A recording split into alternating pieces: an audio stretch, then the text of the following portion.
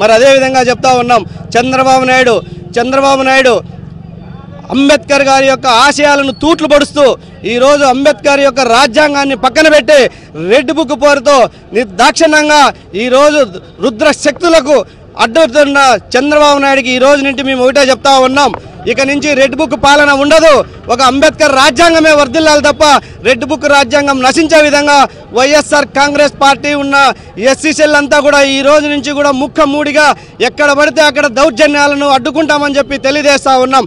మరి అదేవిధంగా విజయవాడ నగర నడిబొడ్డున స్వరాజ్ మైదానంలో 125 అడుగుల విగ్రహాన్ని ఏర్పాటు చేసి దాదాపు 400 కోట్లు వెచ్చించిన ఘనత జగన్మోహన్ రెడ్డి గారిది।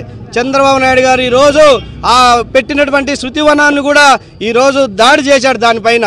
నిజంగా చంద్రబాబు నాయుడికి చిత్తశుద్ధి ఉంటే, కూటమి ప్రభుత్వానికి చిత్తశుద్ధి ఉంటే అంబేద్కర్ యొక్క శృతివనాన్ని ప్రైవేటీకరణ చేయాలని ఆలోచన చేస్తా అన్నాడు। ఇదిగిన ప్రైవేటీకరణ చేస్తే చంద్రబాబు నాయుడు ఖబర్దార్, నీ కూటమి పాలన నీ రెడ్ బుక్ని మడిచి ఈ బంగాళాఖాతంలో తొక్కుతామని చెప్పి హెచ్చరిస్తా ఉన్నాం।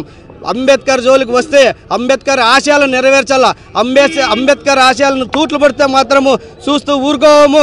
ఖచ్చితంగా రాబో రోజుల్లో వైఎస్ఆర్ కాంగ్రెస్ పార్టీ తరఫున, జగన్మోహన్ రెడ్డి గారి తరఫున మరి అదేవిధంగా చంద్రబాబు నాయుడు ఒకటి చెప్పాడు, బోధించు, సమీకరించు, పోరాడు అన్నాడు।